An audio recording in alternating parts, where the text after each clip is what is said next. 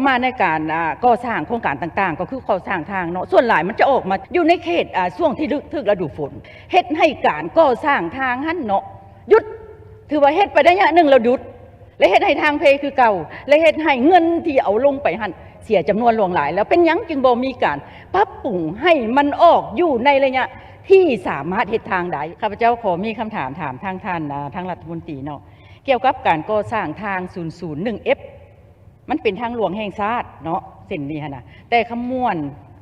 มหาชัยไซบัวทองไปหาแขวงสวรรณเขตผ่านมาแต่ปี2015-16เพิ่นได้มีการลงมือจัดตั้งปฏิบัติแล้ว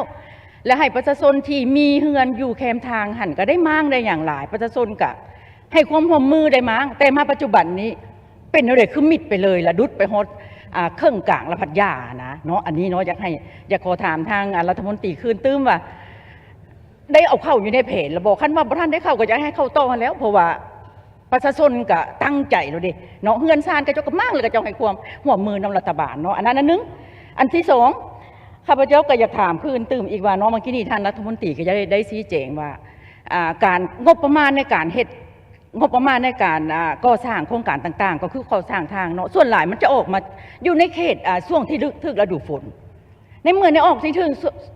ช่วงฤดูฝนแล้วจะเฮ็ดให้การก่อสร้างทางหันเนาะหยุดถือว่าเฮ็ดไปได้ยะหนึ่งแล้วหยุด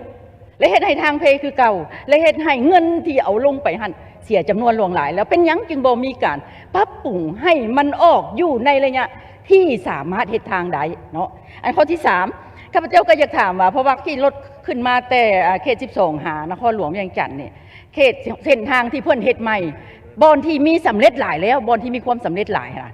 แต่ว่าระดับของทางมันคือแบบบ่อยากเสมอกันคืออยู่ทางเขตขมวนไปยังมันคือว่าทางน้อยก็ว่ามีแต่2เส้นนึงบ่ทางมาหลายมันมีบอน4เลนมีบอน2เลนเป็นหยังมันคือบ่คือกันเนาะขอถามสำนั้นขอขอบใจแล้วเพราะฉะนั้นว่าทางบางเทื่อก็2เลนเนาะบางเทื่อก็4เลนเนาะอันนี้ถือว่าแม่นเฮาสำรวจเบิ่งว่าสภาพเส้นสภาพตามข้างทางนั้นเนาะตัวใดเป็นตัวเมืองตัวใดยังบ่เป็นเขตตัวเมืองเนาะอันนี้ก็หมวดเฮาได้ศึกษาไปตามตัวนั้นเนาะแต่เพราะฉะนั้นสำหรับทาง 1F เนาะอันนี้แต่แข้งขมวดไปหาสวรรณเขตนี้เนาะตัวนี้คือว่าด้นแล้วเนาะการจัดตั้งปฏิบัติอันนี้ก็สืบต่อก็ข้าพเจ้าคือจื้อได้นี่ก็สิประมาณเกือบ10 ปีพุ่นแล้วเนาะทางเส้นนี้ในเวลาเริ่มต้นนะเพราะฉะนั้นในเวลานั้นก็ถือว่าเฮ็ดเป็นแบบลงทุนก่อนนี่แล้วแต่ว่าทางเส้นนี้เวลาสร้างโครงการนั้นขึ้นมานี่ก็ถือว่าก็สิบ่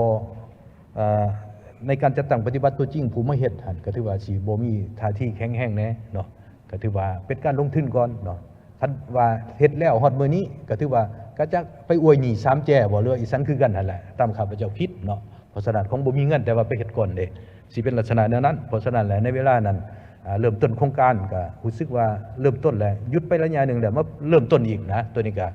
เขาเนาะอันนี้ก็เข้าใจที่ว่าตามแคมมีความเดือดร้อนนั่นแหละในตัวจริงเนาะอันนี้ก็สิต่อว่าโครงการนี้จะสามารถที่ว่าสุกยู่ให้เกิดขึ้นตอนไหนเนาะเพราะปัจจุบันนี่ครับว่าเนาะก็แก้ไขหนี้สินเนาะโดยปัจจุบันนี้ทางสภาแห่งชาติก็รับห้อง 8,000 ตื้อในการแก้ไขหนี้3แจเนาะแต่การส่งแปลงทางหลวงจากย่ำฝนเนาะแล้วก็สืบต่ออันนี้เห็นดีนั่นแหละเนาะเพราะฉะนั้นแหละหมวดเฮาข้าพเจ้าก็มีคำเพ็ญแหละเกี่ยวกับดำรัส130เกี่ยวกับนำใส่กองทุนทางให้มีประสิทธิผลเนาะข้าพเจ้าก็อยากให้ปฏิบัติตามดำรัส130หันเนาะโดยรวมถือว่าก่อน2018ถือว่าแม่นเฮาปฏิบัติถือว่ามีความคล่องโทษเนาะ